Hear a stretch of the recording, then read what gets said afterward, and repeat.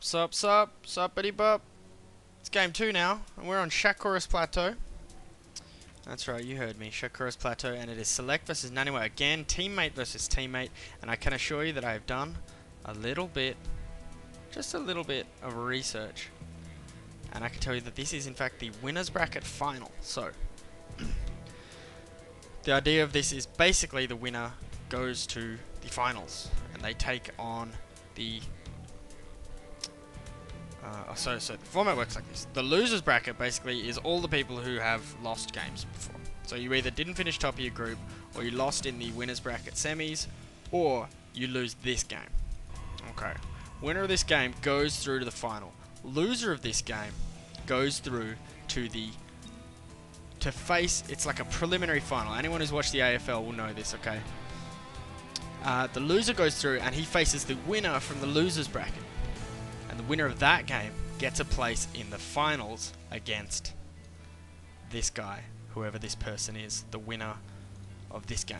So, that's how it goes. Essentially, at this stage of the tournament, there are 3 guys left. And it's basically, Kiwikaki awaits the loser of this game for a spot in the final. The winner goes straight through to the final.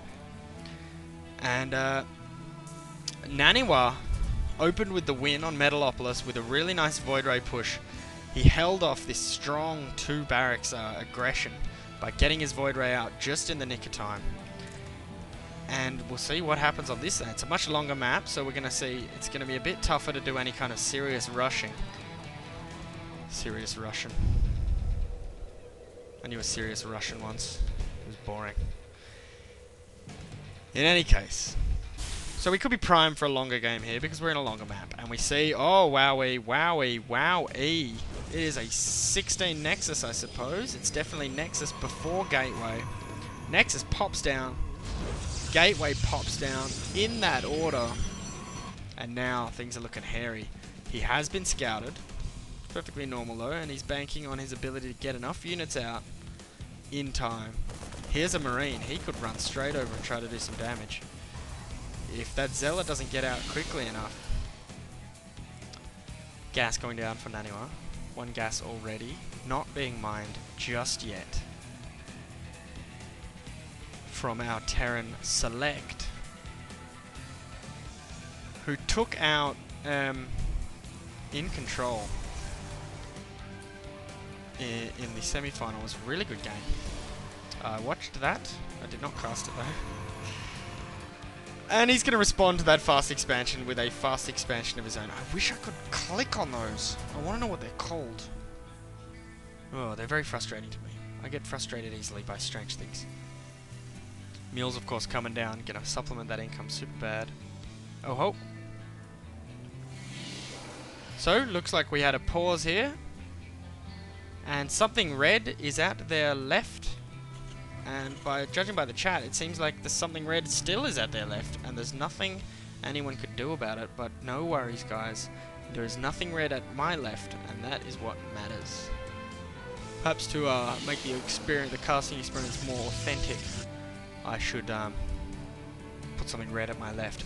But there's something red on the left-hand side of the minimap, folks, and it is a second expansion from SeleCT. So risky play here. He sees the early Nexus and he says, you know what, I'm going to go double expand and there ain't nothing you can do about it. But actually, I mean, there is something you can do about it if you knew. Ain't nothing you can do about it, but ain't nothing you can do about it unless you knew about it, and you do not. So unless he finds this, and you know, Protoss aren't well known for their, you know, scouting. They don't have, I mean, I don't know why I'm saying that, but it's not like they have overlords, essentially. A Zerg player is much more likely to find this because he's got overlords just flapping around everywhere. He's going to get a bunker up here. He's going to turtle a bit, I think.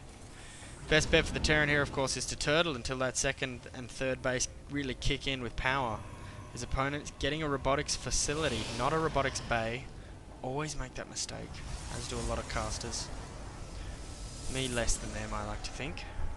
A robotics facility is not the same as the bay. The bay gives you Colossi. Double bunker on that rampy, and we are starting mining. Needs to get some SCVs out of there or he's going to be fairly inefficient. He's actually going straight to orbital. He's going to drop all his mules over there, I think. Although I suppose he's going to drop a few on the natural too. Come on. But in the off chance that he gets caught, he wants to have mined as many of these minerals as he possibly can. So I expect he'll be dropping all of his mules on here from now on. Because this base is essentially just free money until it gets found, because it's completely undefended. But I've been talking too much about Select. What is naniwa doing? He is getting up to 4 gas, and he is actually well ahead on army. His opponent has double expanded, really gone for economy. He's got these 2 and now a 3rd bunker up the front. Just getting his 3rd gas now. In fact, he's just getting his 2nd gas now, and the 3rd along with it. So naniwa's well ahead on supply, partly because he has 13 more probes, because he has been building probes from 2 nexuses all game long, and now he is getting the bay and he is getting 2 more gateways. It is now Colossus time, and it is now 5 gate time, and this is going to get a bit scary if his opponent doesn't, you know, get a wriggle on with some units, because he is 16 supply down. Although I will admit and repeat, 13 of that supply is in harvesters. So the army supply discrepancy is very small, and both guys are ramping up production facilities at a huge rate, a rate of knots. 4 barracks now, including a reactor and 2 techs, and he's well done, he's caught that observer, and factory time. So I wonder, will that factory swap with anything? We'll see in a moment. He's got serious mule action here now though, double mule on that base, which is still a complete mystery to his opponent. And that supply difference is now 13. Harvester difference is only 3 though, so with those 3 command centers pumping SCVs, he has caught up in workers so very fast. And this is going to be a really interesting fight when it happens. Blue has got a huge lead in army supply actually, because he's just had a round of units actually, that's the main reason for that. So the Colossi have changed everything, and Thermal Lance is going to be done. Zealot taking control of this tower, but some Marines are coming out to seize it back. A nicely placed observer from naniwa. What he's doing is partly just checking the whereabouts of the army, but he's also looking for this 3rd base. Little does he know, there's already a 3rd base, and this proxy pylon is not going to do him any good in helping him to see that. But here comes the Stalker Sentry heavy army. A lot of Stalkers in fact, a lot of Stalkers, but there's also a Colossus, and the Colossus has a brother on the way. Those 3 bunkers became 2, which is going to mean a lot more mobility, and in fact that 9 range on the Thermal Lance is going to allow him to just harass this bunker. It's going to be fine, but it costs money, you know. It costs money and mining time. And if he just poked up a little further, he could splash those SCVs maybe. He's going to take out this turret. Is he? Is he? No, he's not. If he just walked a little bit and attacked those SCVs, he could kill so many. And here come the Vikings. So that was a wise move. He got a reactor on that starport. So that factory was really just there for the starport. There's been nothing built out of it just yet, as far as I know. And he's actually getting ghosts, which is a wise move. He's going to be able to EMP all this, take out the shields. So the bunker goes down, but he's not really doing much damage, just being a bit of a wanker. And he's getting +1 attack.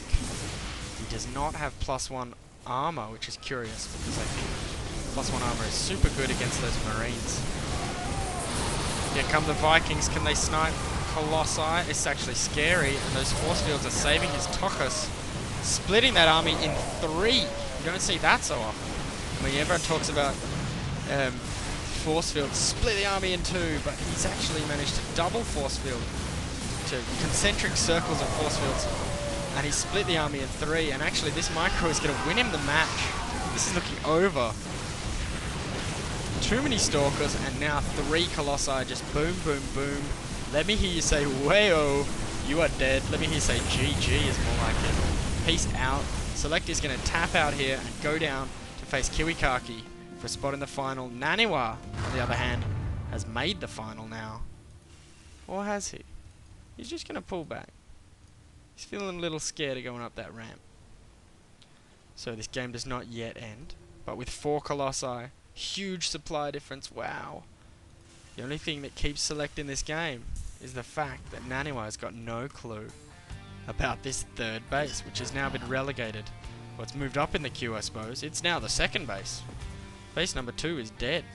Long live base number 2. But he's awfully close to naniwa's 3rd base. His new base. Get the feeling he's going to poke his head up here to see what's going on pretty soon. And if that happens, it's death, because there is absolutely no defense. There's just a bunch of SCVs, a couple of supply depots, some gas, and an orbital command. It's not even a planetary fortress. This observer's just going to poke up, say, yo, what's up over here? Hey guys, but gee whiz. The deficit is huge at this point. 167 supply to 119. And apart from this flock of Vikings, which is going to do a good job, well, it's going to do a good job against the observer, but it's going to do a pretty good job against this. Uh-oh, he's going to try and go through the rocks, and look at that. He's like, oh, I'll go through the rocks. Oh, maybe I'll go kill this command center. You're effed, bro. You are so dead. All these SCVs going to die to the Stalker fire, and now the Colossus fire. And he is cooked. He is cooked. His goose is fried. This is GG, I think.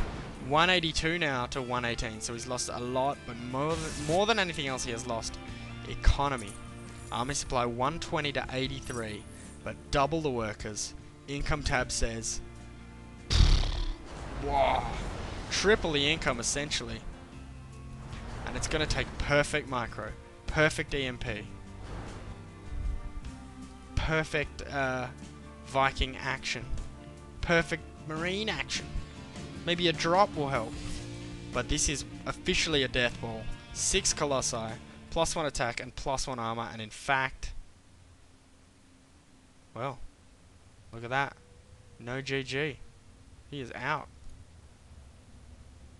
Peace out, bro. So, naniwa goes through to the final. I actually have a sneaking suspicion that these are out of order. And the talk at the beginning of that last game was maybe related to this. But I will find out. In any case, it is 2-0, and that means naniwa goes through to the final. Congratulations to you. And congratulations to SeleCT. He's not out of the tournament just yet. And we'll see how he goes. Well, you probably know already, let's be honest. If you're watching this cast, then you're absolutely starving for StarCraft, and you know the results already. So, this is Brotas TV, peacing out.